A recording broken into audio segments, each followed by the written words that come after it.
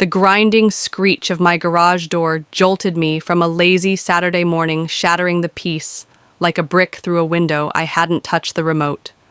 No delivery was ordered yet. There it was, creeping upward, like the opening scene of a thriller.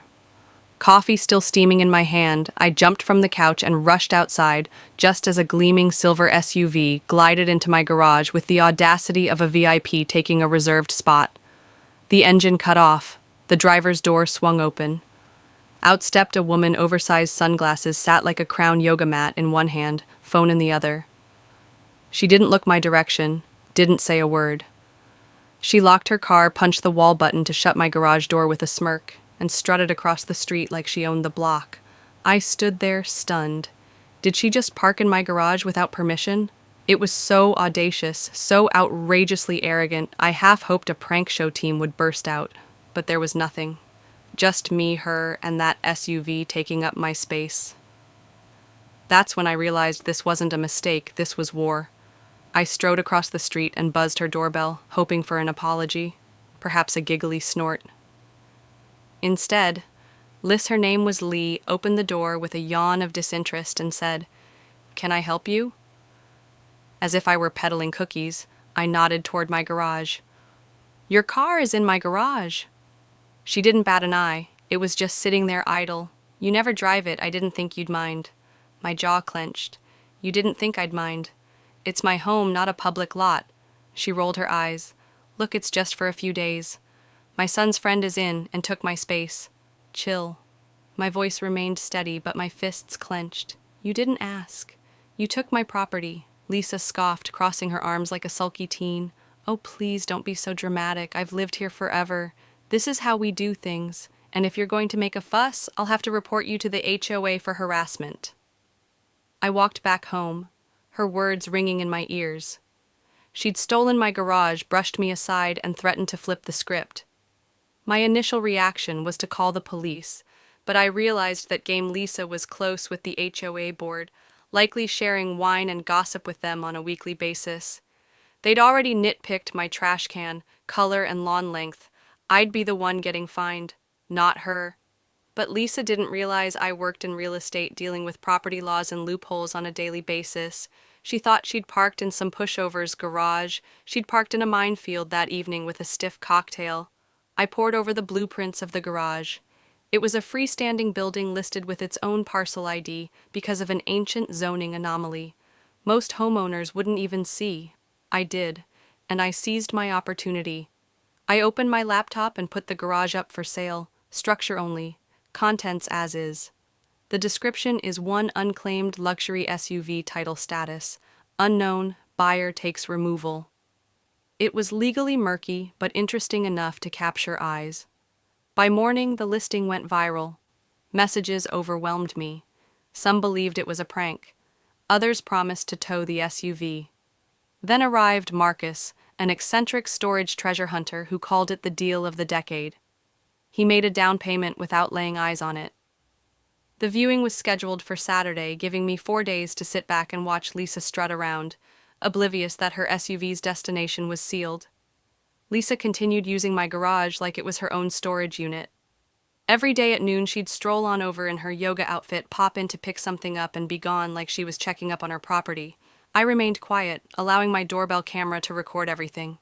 She even waved at me once, smug as ever. I waved back, appreciating the drama. By Thursday, the HOA mailed a letter, not about Lisa, of course, but citing me for unauthorized real estate signage. I hadn't posted Lisa's handiwork. No doubt. She felt something building, but couldn't quite place it.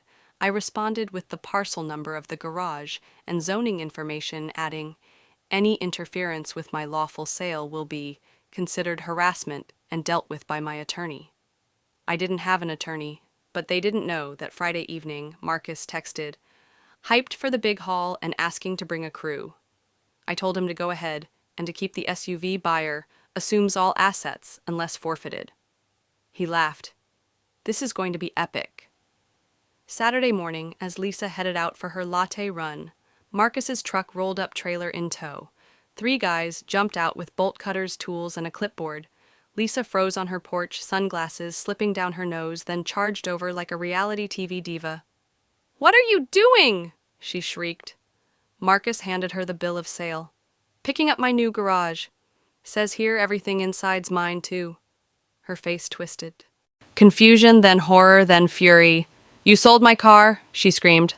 "I stepped out ice. You left your SUV on my property without permission for days." No response. "It's part of this sold structure now." She lunged toward me, screeching about the police. I held up my phone, already called.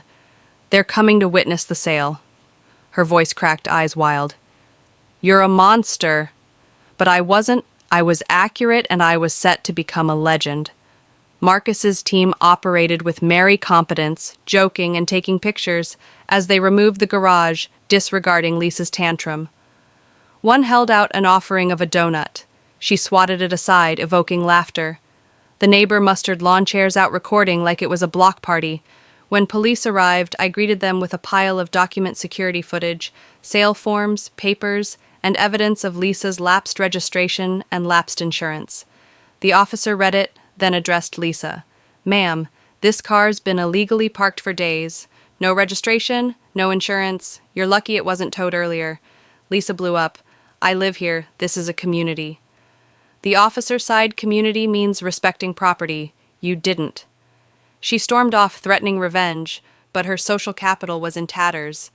Neighbors gossiped about her previous overreaches, intimidating children, bullying gardeners. Her reign was over. Lisa didn't give up. She posted an angry rant on the neighborhood forum accusing me of being a thief and the sale a scam. But the comments turned on her neighbors, posted accounts of her petty tyranny, hiring a babysitter, menacing pets. It was a public roasting. Then the HOA stepped in. Not on my behalf, but Lisa anonymous tips showed she'd diverted maintenance money to her own property. Joyce, the new board president, initiated an audit. At the community hearing, Joyce presented years of misdoing, pressure washing, landscaping, all constructed as community health, but exclusive to Lisa's home. The room erupted.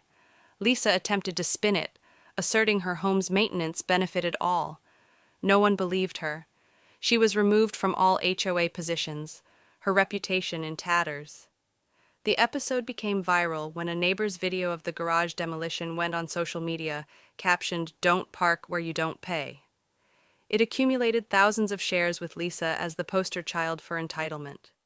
She sued me in small claims court for the value of the SUV, demanding an exaggerated amount. I went in with a binder, videos, contracts, HOA decisions, even Lisa's own forum posts owning up to her actions. The judge threw out her case in minutes. "This isn't theft," she said. "It's your poor judgment." Lisa's face imploded, her cousin whispering futile counsel as they departed. Back home, Joyce dropped a bombshell documents revealing Lisa's decades-long HOA fraud. The board had schemed legal action, and Lisa's house came on the market shortly thereafter. She slunk off, sunglasses concealing her embarrassment, leaving a silent pair in her stead. I rebuilt my solar-powered high-tech garage with a steel placard. Private property offenders for sale, as his neighbors, enjoyed it, taking selfies and labeling it legendary. Marcus dubbed the SUV, naming it Lisa's throne in his storage museum. The neighborhood changed freer and warmer, with Joyce presiding over a reformed HOA. All I'd wanted was my space back, but by standing firm, I toppled the tyrant and sparked a movement. Sometimes the best revenge isn't just winning.